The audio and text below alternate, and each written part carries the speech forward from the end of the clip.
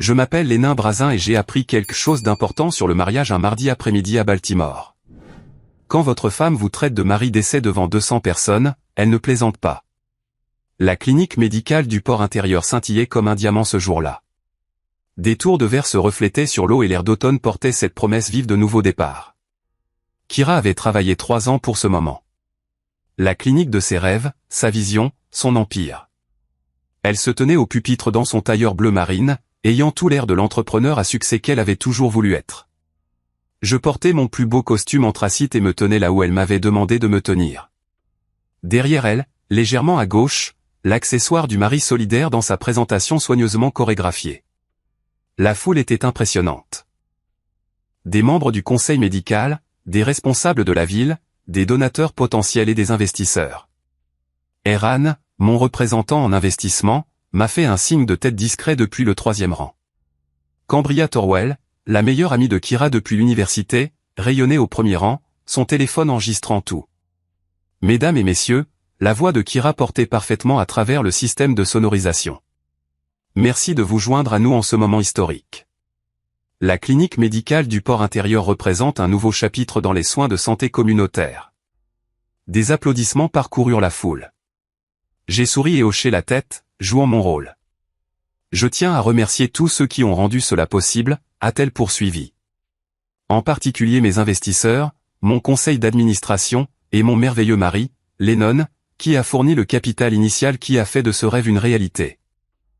D'autres applaudissements. J'ai senti mon téléphone vibrer dans ma poche. Et qui m'envoyait la confirmation finale du financement. 54,3 millions de dollars transférés et validés avec toutes les protections d'investissement standards sur lesquelles j'avais insisté, y compris la clause de récupération. Kira y avait à peine jeté un œil en signant. Vous savez, dit Kira, son ton changeant légèrement. Le mariage, c'est un peu comme lancer une entreprise. Parfois, il faut faire un galop d'essai avant de s'engager sur le produit final. Quelques gloussements dans le public. J'ai senti quelque chose de froid s'installer dans mon estomac. Et parfois, continua-t-elle en fouillant dans la poche de sa veste. On se rend compte que le galop d'essai a rempli sa fonction. Elle sortit une enveloppe craft et se tourna vers moi. La foule se tut, sentant que quelque chose se passait, mais sans savoir quoi. Lennon, tu as été un merveilleux mari d'essai, mais je suis prête pour le vrai maintenant. Elle me tendit l'enveloppe. Les papiers du divorce. Je pouvais voir l'entête du cabinet d'avocats à travers le papier. Le silence s'étira pendant ce qui sembla être des heures, mais qui ne dura probablement que quelques secondes. Puis quelqu'un dans la foule rit nerveusement, et d'autres se joignirent à lui, pensant que c'était une sorte de blague élaborée ou un coup de pub. J'ouvris l'enveloppe et jetai un coup d'œil au papier. Tout était réel. Demande de dissolution de mariage, proposition de partage des biens, toute la panoplie. Elle avait planifié ça depuis des mois, peut-être plus.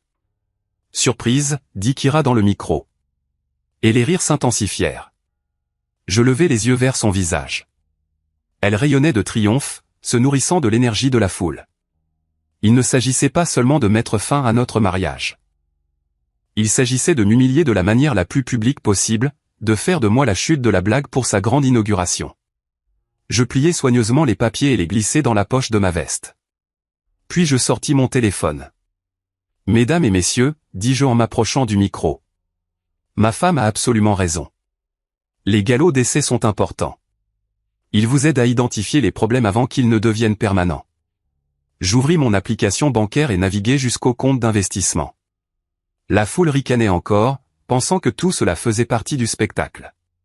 Par exemple, continuai-je, lorsque vous investissez 54,3 millions de dollars dans l'entreprise de quelqu'un, vous voulez vous assurer qu'il est engagé dans le partenariat. Je trouvai l'écran d'autorisation de la clause de récupération et entrai mon code de sécurité. Mais quand cette personne vous dit que le partenariat n'était qu'un galop d'essai, je regardai directement Kira, dont le sourire commençait à vaciller.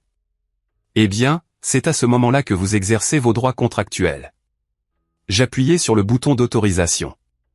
L'application confirma immédiatement la transaction. J'active par la présente la clause de protection des investisseurs dans l'accord de financement de la clinique. Tous les capitaux investis sont retirés. Avec effet immédiat. Les rires de la foule s'éteignirent complètement. Le visage de Kira devint blanc. Mon téléphone vibra de confirmation. Et exécutait déjà les protocoles de retrait dont nous avions discuté des mois auparavant par précaution. Baux d'équipement suspendu. Paiement des fournisseurs gelés. Compte de paie bloqué en attente d'une nouvelle autorisation. Félicitations pour votre grande inauguration, dis-je dans le micro. J'espère que votre galop d'essai valait 54,3 millions de dollars. Je lui rendis le micro et quittai la scène. Derrière moi, je pouvais entendre le chaos commencer, les voix s'élever, les questions fuser, Kira essayant de reprendre le contrôle de la situation. Mais je ne regardais pas en arrière. J'avais du travail. Et me rattrapa sur le parking. Bon sang, Lennon, dit-il, légèrement essoufflé. Je suis ton représentant depuis 8 ans, et je n'ai jamais rien vu de tel, est-ce que tout est verrouillé? Tout. L'argent est de retour sur tes comptes, les baux d'équipement sont suspendus, et les fournisseurs passent au paiement à la livraison. Il lui reste peut-être 6 heures de financement opérationnel. Bien. Commencent les notifications formelles. Je veux que tout soit documenté et déposé d'ici demain matin. Et sourit. Tu sais, quand tu as insisté sur cette clause de récupération, je pensais que tu étais paranoïaque. J'étais marié, dis-je. Apparemment, c'est la même chose. Mon téléphone commença à sonner alors que je m'éloignais de la clinique en voiture. Le numéro de Kira s'afficha à l'écran. Je laissai tomber sur la messagerie vocale. Puis il sonna encore et encore. Au moment où j'atteignis mon loft à Federal Hill, j'avais 17 appels manqués. Les appels continuèrent toute la soirée. 17 devinrent 34, puis 51. J'étais assis dans mon loft, entouré des tuyaux industriels et des briques apparentes que Kira avait toujours détestées, et j'écoutais mon téléphone vibrer contre la table basse comme une guêpe en colère. Je ne répondis pas. À la place, j'ouvris une bouteille de bourbon, le bon, celui que je gardais en réserve, et je commençai à planifier. Le loft semblait différent maintenant, plus grand en quelque sorte.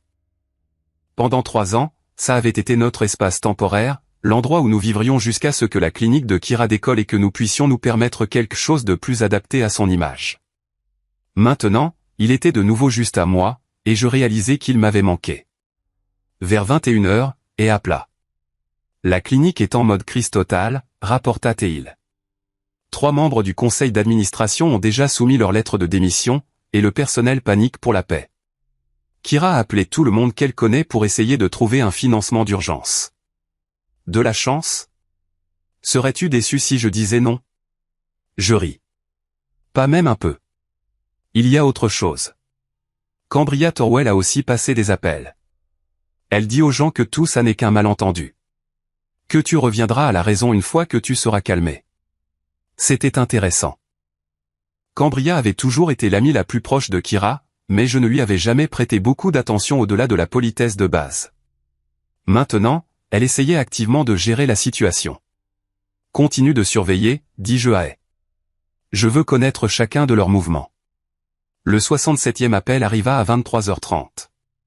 J'étais tenté de répondre juste pour entendre ce que Kira avait à dire après 6 heures à regarder son rêve s'effondrer, mais je me retins. Laisse-la mariner. On frappa à ma porte 20 minutes plus tard. Je regardai par le Judas et vis Cambria Thorwell debout dans le couloir, tenant une épaisse enveloppe Kraft. Elle avait l'air fatiguée mais déterminée, son maquillage habituellement parfait légèrement maculé. J'ouvris la porte mais ne l'invitai pas à entrer. Bonjour, Cambria. Lennon, Dieu merci. Kira essaie de te joindre toute la journée. Je sais. Je reçois ces messages. Alors pourquoi ne l'as-tu pas rappelé? C'est insensé. Tu ne peux pas simplement détruire sa clinique parce que tu es contrarié par le divorce. Je m'appuyais contre le cadre de la porte. Je ne détruis rien. Je retire simplement mon investissement d'une entreprise dont la propriétaire vient de déclarer publiquement que notre partenariat était un galop d'essai. C'était une blague, Lennon. Une blague stupide. Elle ne le pensait pas comme ça à sonner. Vraiment, parce que les papiers du divorce semblaient plutôt sérieux. Cambria brandit l'enveloppe. Elle veut les déchirer. Tout ça était une erreur. Elle s'est laissée emporter par le moment, la pression de l'inauguration, les caméras. Elle veut arranger les choses. À 23h50, le jour où elle m'a humilié devant 200 personnes. Elle est désespérée, Lennon. La clinique, c'est l'œuvre de sa vie. C'était l'œuvre de sa vie, corrigez-je. Maintenant, c'est une leçon très coûteuse en droit des contrats. L'expression de Cambria se durcit légèrement. Tu es cruel. Je suis professionnel. Elle voulait séparer notre relation personnelle de notre relation professionnelle. Mission accomplie. Le personnel va perdre son emploi. Les patients qui comptaient sur la clinique n'auront nulle part où aller. Tu fais du mal à des innocents. Kira a fait du mal à des innocents quand elle a décidé d'utiliser sa grande inauguration comme lieu d'humiliation publique. Je suis juste celui qui a le pouvoir de faire quelque chose à ce sujet. Je pouvais voir Cambria calculer, essayant de trouver le bon angle pour me convaincre. « Qu'est-ce que tu veux ?» demanda-t-elle finalement. « Je veux aller me coucher. La journée a été longue. Je veux dire, de la part de Kira. Que faudra-t-il pour arranger ça ? Je considérais la question.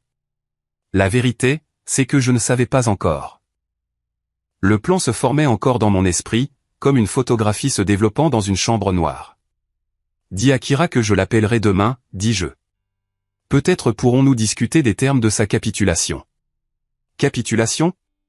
Elle a déclaré la guerre cet après-midi, Cambria. Pensait-elle que je ne riposterais pas ? Je fermai la porte et écoutai ses pas s'éloigner dans le couloir. Puis je me versai un autre bourbon et commençai à faire une liste. Le lendemain matin apporta la nouvelle que la clinique avait officiellement suspendu ses opérations. Le blog médical local avait repris l'histoire, la présentant comme une mise en garde sur le mélange des affaires et des relations personnelles. Le commentaire de Kira sur le « mari décès » était déjà devenu un mème sur les réseaux sociaux. Je me rendis au club de boxe de Murphy à Fellepoint, un endroit où j'allais depuis des années, mais que j'avais moins fréquenté depuis que Kira avait commencé à se plaindre de l'odeur sur mes vêtements. Le gymnase était exactement ce à quoi il ressemblait. Du vieil équipement, des sols en béton, et la sueur accumulée d'un millier d'entraînements imprégnés dans les murs. Tommy Murphy, le propriétaire, travaillait sur le sac de frappe quand je suis entré. « Tiens, regarde qui est de retour », dit-il, sans rompre son rythme. « Je pensais que ta femme t'avait convaincu de te mettre au tennis ou à quelque chose de civilisé comme ça. » Ma femme et moi avons une divergence d'opinion sur la civilisation. Tommy arrêta de frapper et me regarda. Il avait 65 ans, était bâti comme une bouche d'incendie et dirigeait le gymnase depuis 30 ans. Il avait vu toutes sortes de crises personnelles franchir ses portes. Tu veux en parler ou te défouler sur le sac ?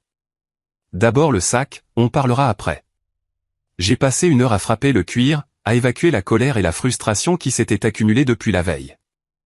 L'effort physique m'a aidé à éclaircir mes idées. Et au moment où j'ai eu fini, je savais quel serait mon prochain mouvement. Tommy me tendit une serviette. Ça va mieux ? J'y arrive.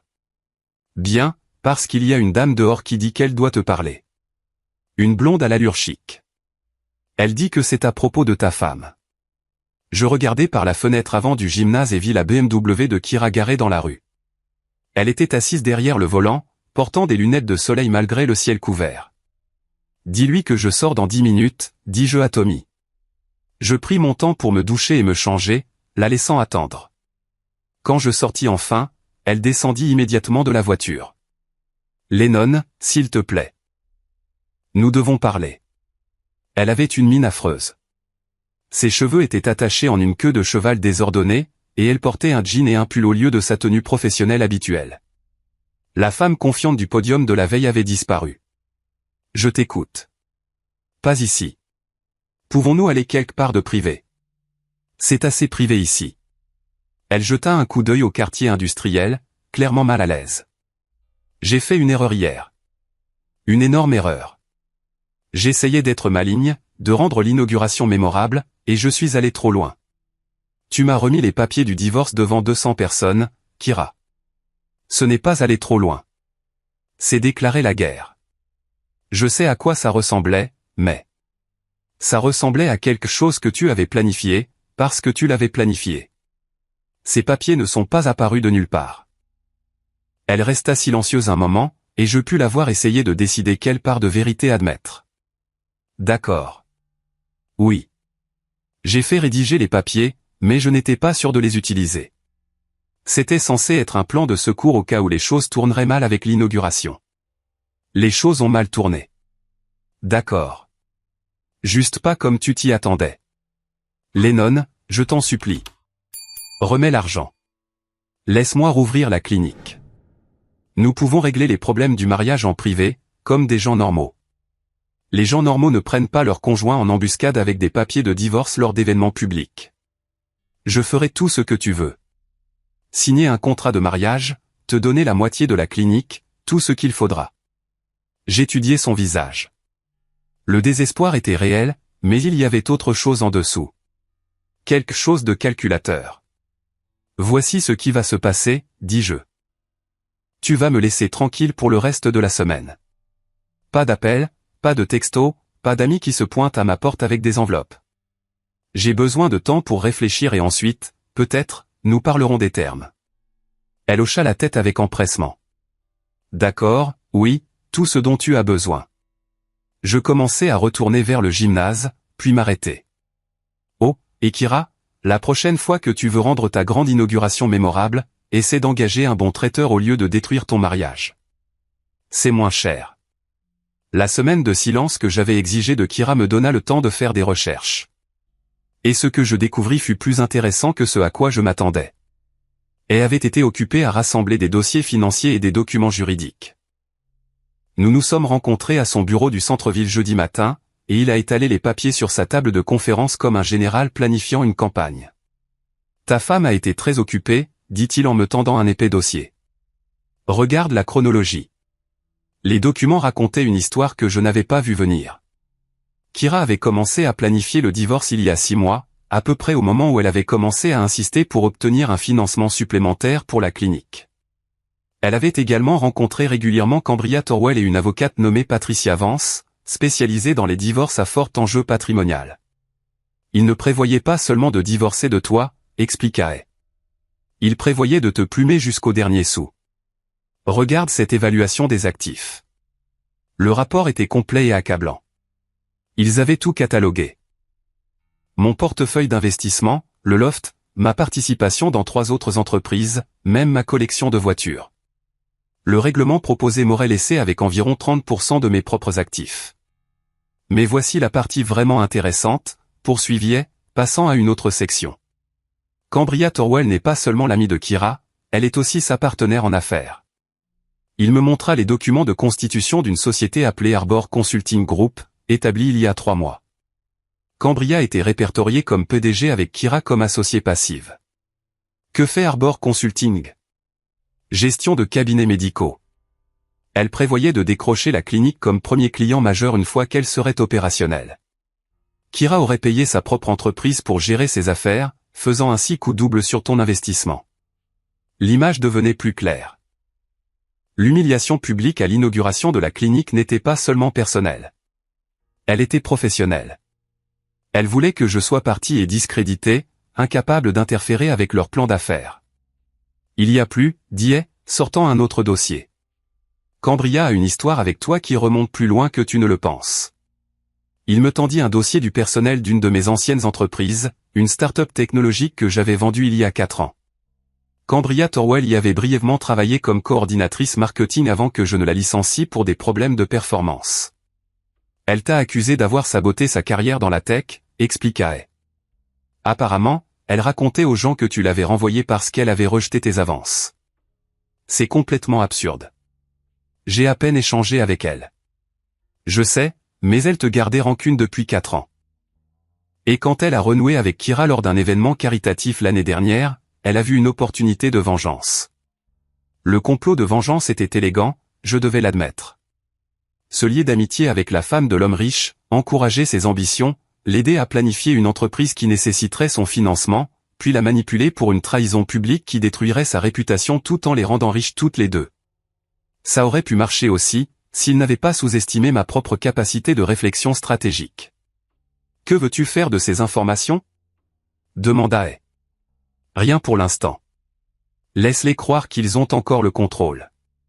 Mon téléphone vibra avec un SMS d'un numéro inconnu. Café? Il faut qu'on parle. C'est Cambria. Je montrai le message à elle. Timing intéressant, dit-il. Très intéressant. J'ai répondu par texto, Starbucks sur Light Street, dans 1 heure. Cambria attendait déjà quand je suis arrivé, assise à une table d'angle avec 2 tasses de café. Elle s'était habillée avec soin pour cette réunion, professionnelle mais accessible, comme quelqu'un qui essaie de négocier un accord commercial. « Merci d'être venu, dit-elle alors que je m'asseyais. Tu m'as acheté un café.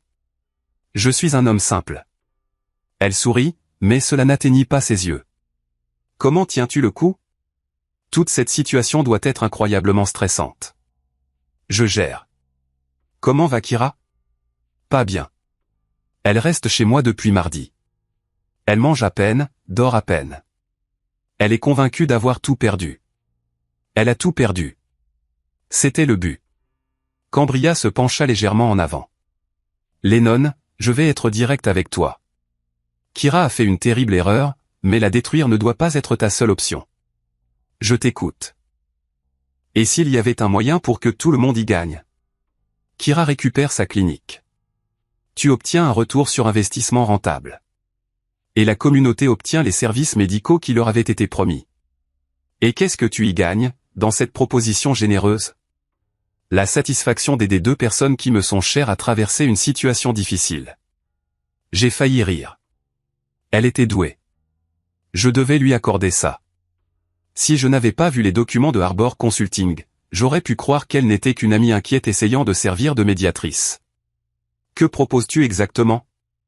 Kira te cède 51% de la clinique.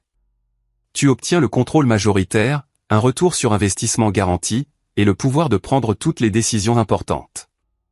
Elle continue de travailler comme directrice médicale, faisant ce qu'elle aime. Et notre mariage ?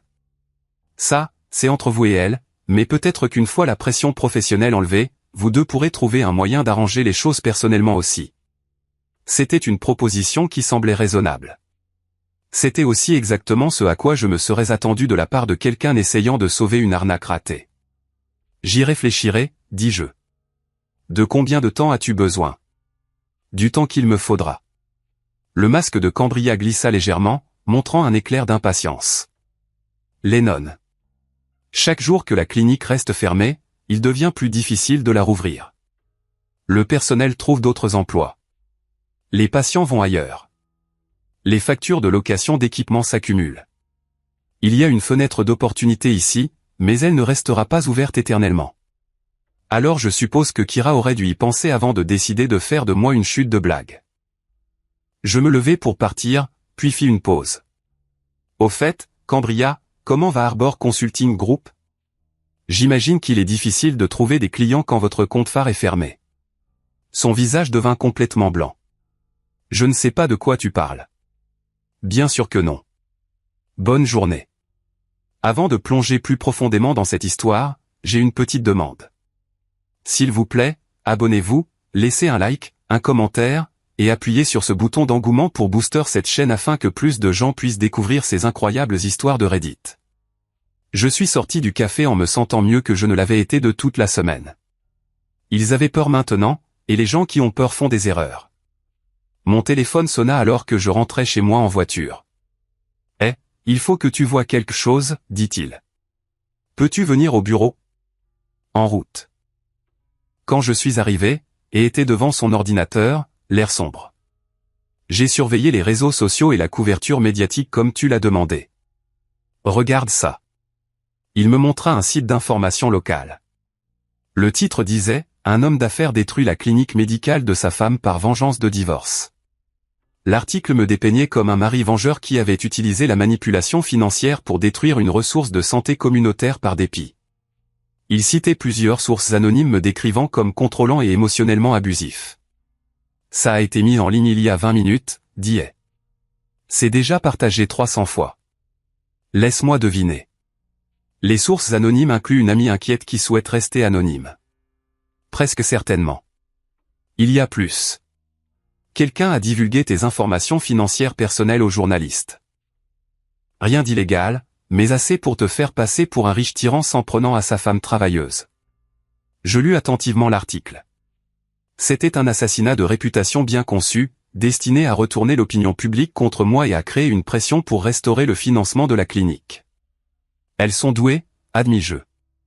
C'est exactement le genre d'histoire qui devient virale. Que veux-tu faire ? Rien. Rien, Lennon? Cela pourrait sérieusement nuire à ta réputation. D'autres partenaires commerciaux pourraient commencer à se demander s'ils peuvent te faire confiance. Laisse-les se poser des questions. J'ai de meilleures choses à faire que de m'inquiéter des relations publiques. Comme quoi? Je souris. Comme planifier mon prochain coup. L'article de presse eut exactement l'effet que Cambria et Kira escomptaient. Le vendredi matin, mon téléphone sonnait d'appels de partenaires commerciaux, d'amis et même de ma mère, tous voulant connaître ma version des faits. Le récit était simple et convaincant. Un homme riche détruit la noble mission médicale de sa femme par pure vengeance.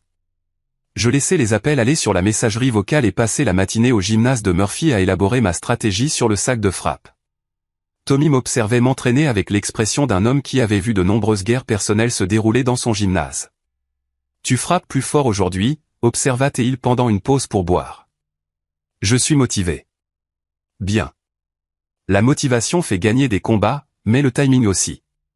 C'est-à-dire que parfois, il faut laisser l'autre frapper le premier, se fatiguer, avant de porter le coup de grâce. Tommy n'était jamais allé en école de commerce, mais il comprenait la stratégie mieux que la plupart des diplômés de MBA que j'avais rencontrés. Je m'essuyais avec une serviette quand mon téléphone vibra avec un texto de Kira. « S'il te plaît, appelle-moi. » L'article n'était pas mon idée. Je l'ai presque cru. Presque. Au lieu d'appeler, je me suis rendu à la clinique. Le bâtiment avait l'air abandonné, les fenêtres sombres, le parking vide, à l'exception de la voiture d'un agent de sécurité. Une petite manifestation s'était formée près de l'entrée principale, peut-être 20 personnes tenant des pancartes exigeant la réouverture de la clinique. Une camionnette de nouvelles locales était garée de l'autre côté de la rue. Je me suis approché des manifestants, curieux de leur message. La plupart des pancartes étaient génériques. La santé est un droit humain, sauvez notre clinique. Mais une a attiré mon attention. Stop à la violence économique conjugale. La femme qui la tenait semblait avoir la cinquantaine, bien habillée avec le genre de colère vertueuse qui vient de la lecture de trop de publications sur les réseaux sociaux. « Excusez-moi », lui dis-je. « Êtes-vous une patiente qui prévoyait d'utiliser cette clinique ?» Elle me regarda avec méfiance. « Non, mais ce n'est pas la question. Cette clinique allait servir des familles à faible revenu et un homme riche l'a fermée parce que sa femme voulait divorcer. Et si je vous disais que l'homme riche a investi 54 millions de dollars de son propre argent et que sa femme l'a publiquement humilié avant de demander le divorce? Je dirais que ça ne lui donne pas le droit de faire du mal à des innocents. Et si je vous disais que la femme et sa partenaire en affaires prévoyaient de l'escroquer de la plupart de ses biens? Je dirais que vous ressemblez à quelqu'un qui essaie de justifier la violence. Il était inutile de poursuivre la conversation. L'opinion publique avait déjà été façonnée par l'histoire que Cambria et Kira voulaient raconter, mais ce n'était pas grave. L'opinion publique n'était qu'un autre champ de bataille, et j'avais étudié le terrain. Je me suis rendu au bureau de et où il m'attendait avec un nouveau dossier de documents. « J'ai de bonnes et de mauvaises nouvelles », dit-il. La mauvaise nouvelle, c'est que 3 autres organes de presse ont repris l'histoire et que quelqu'un a lancé une pétition pour enquêter sur tes pratiques commerciales. Et la bonne nouvelle? La bonne nouvelle, c'est que Cambria Thorwell a fait une erreur. Il ouvrit le dossier et me montra une série de relevés bancaires. Arbor Consulting Group a reçu un paiement de 50 000 $ de quelque chose appelé Media Solutions LLC il y a 2 jours. Media Solutions est une agence de relations publiques spécialisée dans la gestion de crise et la réhabilitation de la réputation. Elles ont engagé une agence de relations publiques pour détruire ma réputation. C'est encore mieux. Media Solutions a également reçu un paiement du cabinet d'avocats de Patricia Vance, la même avocate qui a rédigé les papiers de divorce de Kira. Elles ont coordonné cette campagne depuis le début. J'étudiais les documents. La trace écrite était claire. Ce n'était pas seulement une vengeance personnelle ou même une simple arnaque au divorce. C'était une attaque coordonnée conçue pour détruire ma crédibilité et me forcer à accepter un règlement à leurs conditions. Il y a autre chose, continua-t-elle.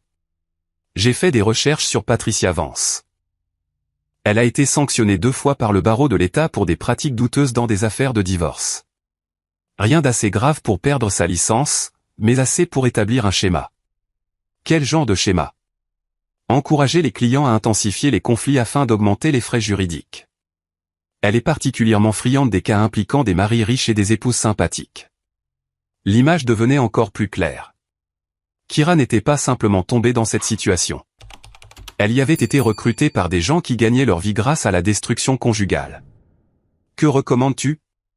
Demandai-je. La politique de la terre brûlée.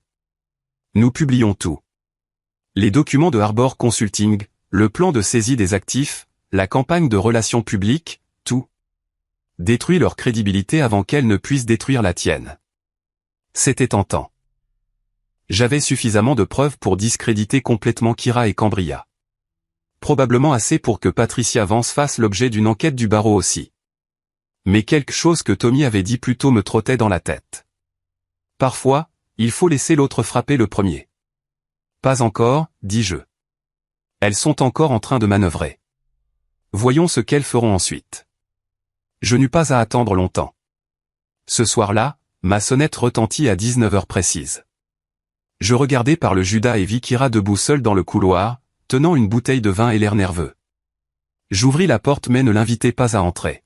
« Salut » dit-elle doucement. « Salut. Pouvons-nous parler ?» Vraiment parler. Pas comme l'autre jour au gymnase. À propos de quoi? De nous. De ce qui s'est passé. De comment arranger ça. J'y réfléchis. Elle avait l'air sincèrement pleine de remords, mais en même temps, elle avait toujours été douée pour avoir l'air de ce qu'il fallait. Entre, dis-je finalement. Elle me suivit dans le salon et posa le vin sur la table basse. C'était une bouteille du Bourgogne cher que nous avions partagée lors de notre premier anniversaire. J'ai apporté une offrande de paix, dit-elle. Je vois ça. Elle s'assit sur le canapé où elle s'était assise 1000 fois auparavant, mais d'une manière ou d'une autre, elle ressemblait à une étrangère dans cet espace. Lennon, je veux que tu saches que l'article n'était pas mon idée. Je n'ai rien eu à voir avec ça. Mais tu n'as pas non plus essayé de l'arrêter. Je n'étais pas au courant jusqu'à ce qu'il soit déjà publié. Cambria a dit qu'elle essayait d'aider, mais je ne lui ai jamais demandé de faire ça. Qu'est-ce que tu lui as demandé de faire? Kira resta silencieuse un moment, choisissant ses mots avec soin. Je lui ai demandé de m'aider à trouver comment t'approcher, comment te convaincre de me donner une autre chance. Et son conseil a été d'engager une agence de relations publiques pour me dépeindre comme un mari violent. Tu es au courant de ça? Je suis au courant de beaucoup de choses, Kira. La question est de savoir ce que tu es prête à admettre. Elle baissa les yeux sur ses mains. Qu'est-ce que tu veux que je dise? Je veux que tu me dises la vérité. Toute la vérité. En commençant par le moment où tu as décidé que tu voulais divorcer. L'année dernière, après le gala de charité où j'ai rencontré Patricia Vance. Elle a commencé à me poser des questions sur notre mariage, sur si j'étais heureuse, sur ce que je voulais pour mon avenir. Et que lui as-tu dit? Je lui ai dit que j'avais l'impression de vivre la vie de quelqu'un d'autre, que j'étais juste un accessoire de ton succès au lieu de construire quelque chose par moi-même. Alors, tu as décidé de construire la clinique? Oui. Et quand je t'en ai parlé, tu as été si encourageant, si disposé à investir dans mon rêve. Ça m'a fait me sentir coupable de vouloir le divorce. Mais pas assez coupable pour changer d'avis. Non, parce que Patricia n'arrêtait pas de souligner que ton soutien venait avec des conditions, que tu voulais le contrôle sur la clinique, sur moi, sur tout. J'ai failli rire. Patricia Vance l'avait parfaitement manipulé, transformant mes préoccupations commerciales légitimes en preuve de comportement contrôlant. Et Cambria? Quand est-ce qu'elle s'est impliquée? Elle a toujours été impliquée. C'est ma meilleure amie. C'est aussi ta partenaire en affaires dans Harbor Consulting Group. Le visage de Kira devint pâle. Comment sais-tu ça? De la même manière que je suis au courant de l'évaluation des actifs, de la campagne de relations publiques et du dossier disciplinaire de Patricia Vance. J'ai fait mes devoirs. Lennon, je peux expliquer. Je suis sûr que tu peux, mais je ne pense pas vouloir l'entendre. Je me levai et me dirigeai vers la fenêtre, regardant les lumières du port. Voici ce qui va se passer, dis-je sans me retourner. Tu vas partir. Tu vas annuler ta campagne de relations publiques et tu vas rester loin de moi jusqu'à ce que je décide de ce que je veux faire ensuite. Et si je ne le fais pas? Je me retournai pour lui faire face. Alors je publie tout ce que je sais sur votre petite conspiration et tu pourras expliquer au monde pourquoi ta clinique médicale n'était en réalité qu'une façade pour une arnaque au divorce. Elle me fixa longuement, puis ramassa la bouteille de vin. Je t'ai vraiment aimé un jour, dit-elle doucement. Je sais. C'est ce qui rend tout ça si décevant. Après son départ, je suis resté assis dans le noir pendant un long moment, pensant au timing, au coup de grâce et à la différence entre gagner et avoir raison. Le samedi matin amena un visiteur inattendu. Je préparais du café quand la sonnette retentit et je trouvai le docteur Ross Van dans mon couloir, l'air d'un homme qui n'avait pas dormi depuis des jours. Je n'avais jamais rencontré l'amant de Kira en personne, mais je le reconnus grâce au matériel promotionnel de la clinique. Il était plus âgé que ce à quoi je m'attendais, peut-être 55 ans, avec des cheveux argentés et le genre de vêtements décontractés chers que les médecins riches portent le week-end. Monsieur Brazin, je suis Ross Van. Je pense que nous devons parler. Vraiment? Puis-je entrer? J'étais assez curieux pour dire oui. Il me suivit dans le salon et s'assit sur le bord du canapé comme un homme prêt à s'enfuir. Je veux que vous sachiez que je n'ai rien à voir avec la couverture médiatique ou la manifestation, dit-il immédiatement. D'accord. Je veux aussi que vous sachiez que ma relation avec votre femme a commencé après qu'elle m'ait dit qu'elle divorçait. C'était quand? Il y a 3 mois. Elle a dit que les papiers étaient déjà déposés, que ce n'était qu'une question de régler les détails. Intéressant. Kira avait raconté aux gens que nous étions divorcés alors qu'elle vivait encore dans ma maison et dépensait mon argent. Que voulez-vous exactement, Dr Van? Je veux arranger les choses. La clinique était un bon projet, quelque chose dont la communauté a vraiment besoin. Quoi qu'il se soit passé entre vous et Kira, cela ne devrait pas affecter les patients qui comptaient sur nous. Nous? Je suis le président du conseil médical de la clinique, où je l'étais avant que tout ne s'effondre. Et maintenant vous voulez que je restaure le financement pour que vous puissiez rouvrir. Je veux vous acheter la clinique. Tout ce que vous avez investi plus un retour raisonnable. Vous récupérez votre argent. La clinique rouvre sous une nouvelle direction et tout le monde y gagne.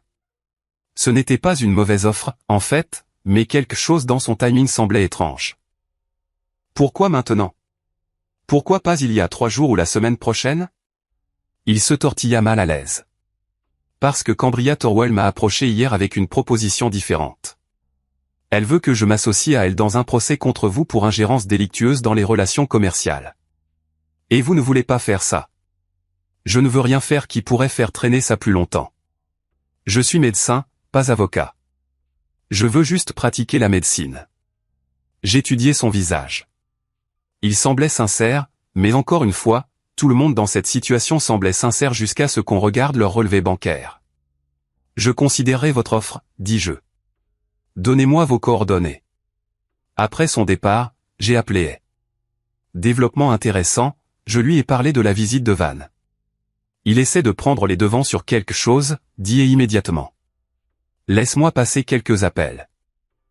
1 heure plus tard, il rappela. Ross Van a des ennuis, rapporta Teil. Le conseil médical de l'État a reçu une plainte concernant sa relation avec Kira. Quelque chose à propos de l'utilisation de sa position au conseil de la clinique pour influencer les décisions d'embauche en faveur de sa partenaire amoureuse. Qui a déposé la plainte? Dénonciation anonyme, mais je parie que ça vient de quelqu'un qui veut que Van soit coopératif. Cambria. Ce serait ma supposition. Elle joue sur tous les tableaux, encourageant Kira à se battre, faisant pression sur Van pour qu'il trouve un accord, et se préparant probablement à blâmer tout le monde si tout s'effondre. Et la menace de procès? L'ingérence délictueuse est difficile à prouver, surtout quand vous retiriez votre propre argent de votre propre investissement. Mais la défense pourrait être coûteuse et la publicité serait moche. J'en avais assez que d'autres personnes essaient de contrôler le récit. Il était temps de prendre l'initiative. Organise une réunion, dis-je à Hay. Tout le monde dans une même pièce, Kira, Cambria, Van et Patricia Vance. Dis-leur que je suis prêt à négocier un accord. L'es-tu?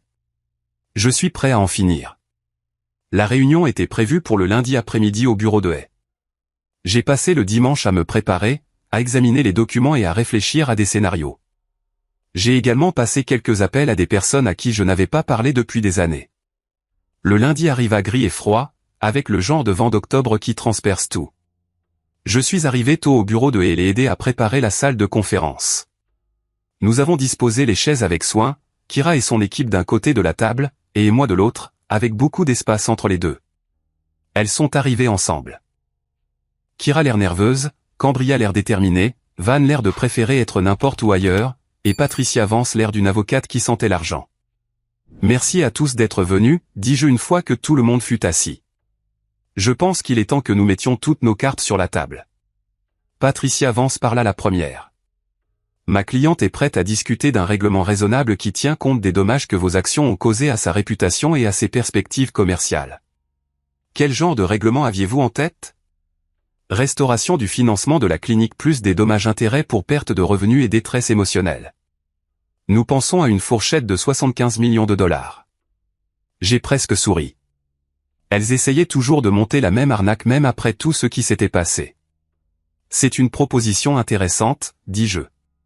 Malheureusement, j'ai une idée différente. Je fis un signe de tête à Hay, qui commença à distribuer des dossiers à tout le monde à la table. Ces documents détaillent la conspiration visant à m'escroquer de mes biens par une campagne coordonnée de manipulation, d'humiliation publique et d'assassinat de réputation, dis-je alors qu'ils ouvraient leur dossier. Relevé bancaire, statut de société, communication avec des agences de relations publiques, toute la panoplie. Le silence dans la pièce était profond. Van avait l'air confus, Kira avait l'air malade, et Cambria avait l'air furieuse. Vous ne pouvez rien prouver de tout ça, dit Patricia Vance, mais sa voix manquait de conviction. En fait, je peux, mais je ne veux pas, cela attira leur attention. Voici ma contre-offre, continuai-je. Kira signe un simple accord de divorce sans pension alimentaire et sans revendication sur les biens. Cambria dissout Arbor Consulting Group et accepte de ne plus jamais me contacter. Le docteur Van trouve un nouveau travail quelque part loin de Baltimore et Patricia Vance se retire de cette affaire et recommande à sa cliente de chercher un autre conseil. Et en échange ? Demanda Patricia. En échange, ces documents restent privés. Pas de renvoi au pénal, pas de plainte au barreau, pas d'exposition publique de votre petit stratagème. Et la clinique ? Demanda Van. La clinique reste fermée. Le bâtiment sera donné à la ville pour être utilisé comme centre communautaire. Tu ne peux pas faire ça, dit Cambria, parlant pour la première fois. Ce bâtiment pourrait servir des milliers de patients. Le bâtiment aurait pu servir des milliers de patients si vous n'aviez pas décidé de l'utiliser comme une arme dans votre fantasme de vengeance. Fantasme de vengeance ? C'est toi qui as détruit une clinique médicale parce que tes sentiments ont été blessés. Je la regardais par-dessus la table. Cambria, te souviens-tu d'avoir travaillé pour Dataflow Solutions il y a 4 ans ? Son visage devint blanc.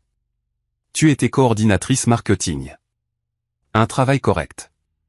Rien de spectaculaire, mais tu t'en sortais jusqu'à ce que tu commences à dire aux gens que je t'avais renvoyé parce que tu avais rejeté mes avances romantiques. Ce n'est pas vrai et nous le savons tous les deux. Je t'ai renvoyé parce que tu volais des listes de contacts de clients pour lancer ta propre entreprise de conseil. J'avais des preuves, mais j'ai décidé de ne pas poursuivre parce que les montants étaient faibles et que j'avais pitié de toi. Je sortis un autre document et le fis glisser sur la table.